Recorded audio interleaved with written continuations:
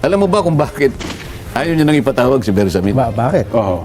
8 million na kay Adrian Bersamin. Oo.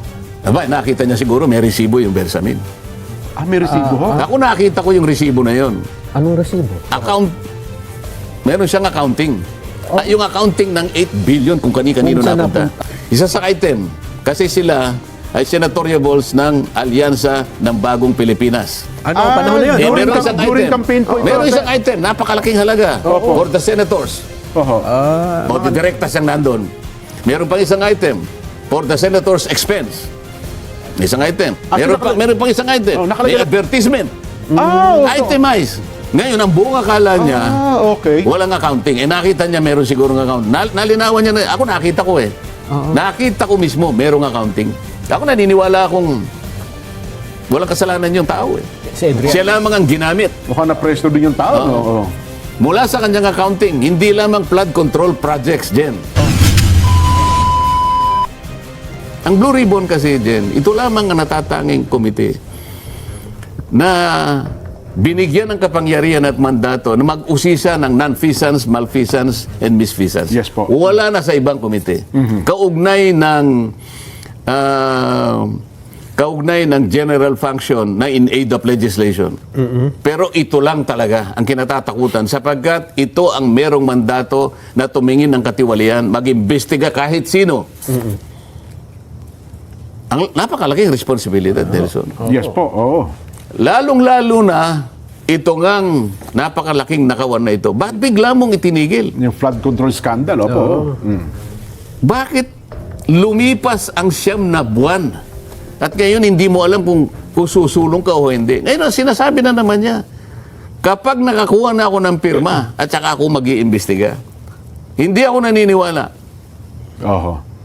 Patibong niya yon, trap niya yon, bait niya yon, pain niya yon, hindi na siya mag-iimbestiga. Dahil nakapirma na ang majority. Oho. Para ganap niya ng mapagtakpan ang gusto niyang pagtakpan. Oh. Ilang maleta ba ang dahilan? Kailangan malaman ng taong bayan ito eh. Oh, Gusto niya ng ganito. O sige, puntahan kita. Kinaladkad mo ang pangalan ni Adrian Bersamin. Sana kung maipakita natin. Siya mismo doon sa debate, DBCC debate, budget ng 2026. Opo. Kinaladkad niya ang pangalan ni Yusek Bersamin. Yeah. Siya mismo, ha? Budget ito, sinegway niya doon. Nabigla nga kami. Sabi niya, si Yusek Bersamin, ni-name drop niya ang presidente. Ito ang pinag-uusapan nito, yung 100 billion Oho. na siningit sa BICAM. Kalahati nito o higit ay minanage ni Yusek Bernardo doon sa pag-amin sa kanya. Ang nakuwang kickback sa 8 billion, sa 52-something billion pesos, 8 billion pesos, diniliver ni Bernardo kay Yusek Traigib Olaybar. Oho. Si Yusek Traigib Olaybar, itong sinasabing ito yung pagkukwento niya doon sa plenary. Yes. Plenary debates. Inuulit ko lang. Nagpalitan pa ng armor card, sabi niya, sa basement ng Diamond Hotel. Dahil nung panahon na yon, 2 billion ang diniliver ni Adrian. diniliver ni Bernardo kay Traigib. Kay Traigib, oho. At ang pagde-deliver ng 8 billion na ito ay halos 10 instances, sabi niya. Wow. Ngayon, nagtataka ako. Napakatinding akusasyon ito. Mabigat yun. oo. 100 billion, ni-name drop mo ang pangalan ng Pangulo ng Republika. At nakakuha kayo doon sa hinandel lamang niya sa pagkakataon na yon, sapagkat marami pang iba, 8 billion pesos na ultimately daw ay napunta kay Adrian Bersamin. Ngayon, bakit hindi mo ipatawag? Bakit ka ako doon sa report mo, yung pangalan ni Adrian Bersamin, wala. Wala nga.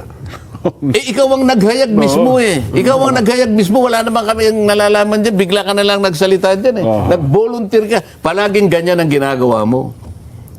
Oh, sinabi ko na, nag-text si Yusek Cabral. Sinabi niya, 67 ang contractor na kongresista. 11 contractors, hindi niya pinatawag. O, pagkatapos ito, si Adrian Bersamin, sinabit niya uli. Hindi na niya pinatatawag. Ano bang gusto mong gawin?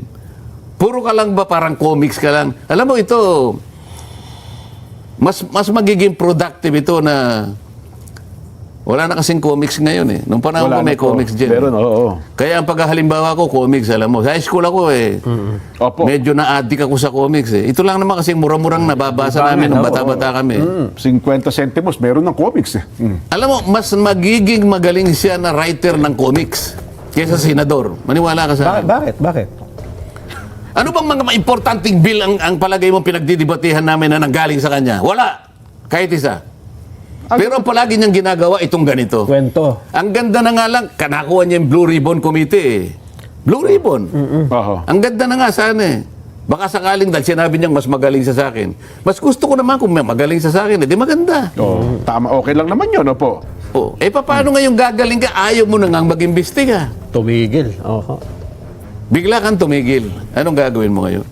Okay, tuloy natin yung sinasabi niya kay Bersamin. Ngayon, alam mo ba kung bakit ayaw niya nang ipatawag si Bersamin? Bakit? Oho. Aba, nakita niya siguro may resibo yung Bersamin. Ah, may resibo ho? Ako nakita ko yung resibo na yon. Anong resibo? Meron siyang accounting. Yung accounting ng 8 billion kung kani-kanino Kung saan napunta.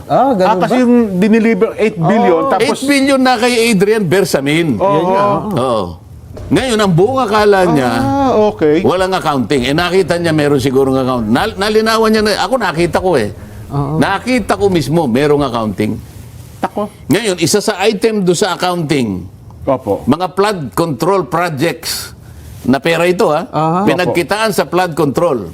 Isa sa item, kasi sila ay senatoriables ng Alyansa ng Bagong Pilipinas. Ano ang panahon na yun? Meron isang during item. campaign po ito. Meron isang item, napakalaking halaga for the senators. Oho. O di direkta siyang nandun. Meron pang isang item for the senator's expense. Isang item. Meron pang isang item. Nakalagay. The advertisement.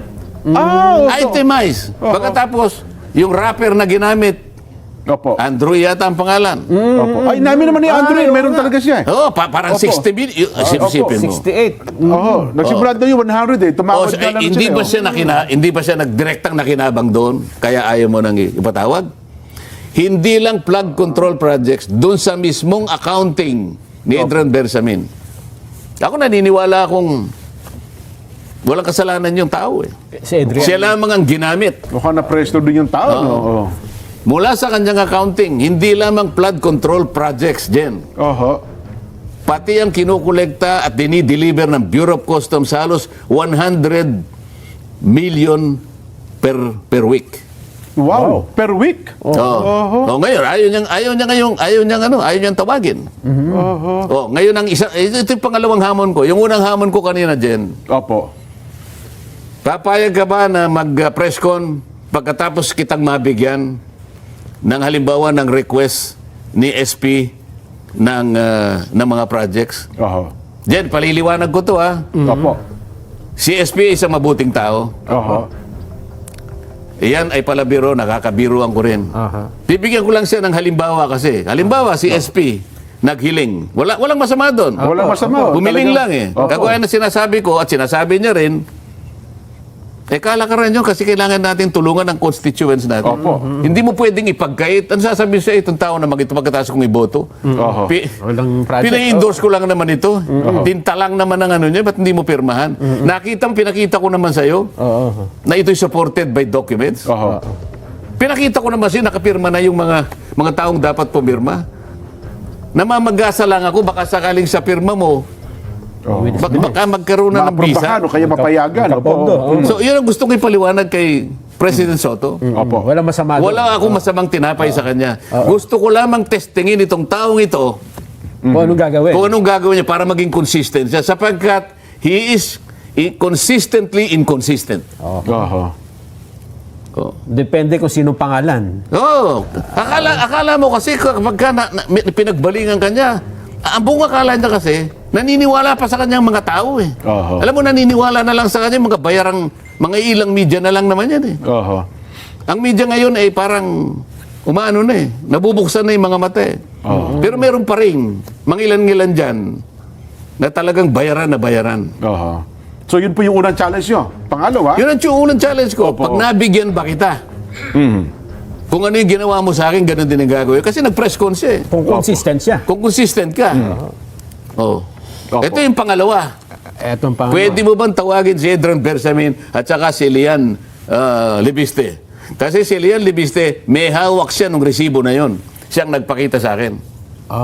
Hindi ko naman nakita kay Adrian eh. Nakita ko kay Lian Libiste. at si Congressman Lian Libiste ay nakahanda kahit anong oras. Di ba nung nakanapatawag po siya? Parang hindi yata napag-usapan. Hindi pa yun ang ano eh, hindi pa yun ang punto. hindi na Eh. subject Iba matter. naman ang subject matter Opo, nun. opo. Pero ngayon, ipatawag mo, yan ang aking pangalawang hamon sa iyo. Kapag hindi ka nagpatawag, Oho. hindi tama yung pinost mo. Tanong mo sa akin kung ano yung pinost Ano ba mo. yung Ano po yun? Ano po yun? Ikaw naman eh. Oo. Kayong dalawa naman ay malilimutin din. Hindi ko na... Matagal na ba yan? Macho ako. Opo Lalaking naman. lalaki ako. Opo naman. Period. Oh. Hindi nyo nabasa yun? Matagal na, matagal na. Okay, kahit na matagal na ako eh, hindi ko makakalimutan. Macho ako, lalaki ako. Period. Opo. Period. Oo. Tama naman po yun. Merong hindi tama ron. Ano? Hindi Macho tama ako, doon. lalaki ako. Period. Ulitin mo. Macho ako, lalaki ako. Period! Hindi ba babae lang ang may period? O hindi ka ngayon nakasagot. Hindi Yan namin ang alam kasi hirap sa inyo lalaki eh. kami. Ano? Hindi namin alam na kung ano yun. Akala Dahil mo- lalaki kami. Alam mo ako, dire-diretso ako nagsasalita sa hapong ito. Opo. Kung aawatin nyo ko, nasa sa inyo. Pero, Magkape muna kayo, Sen. Hihihip lang po awatin kayo. muna natin, awatin. Ipapasok lang po namin itong mahalagang paalaala. Sige. Para kayo ay bumaba ng temperatura. Tumaas po yung temperatura natin. hindi tumataas ang temperature ko. kami po. Okay lang ako. Normal lang, Kami po, normal. temperature Kayo namin. ang nagpapalpitate. Opo. Nakikita ko, nahalata ko kayo. Para mumutla ako eh. Yung damit na suot ko, nagiging iba na kulay eh. No, ha? Kayo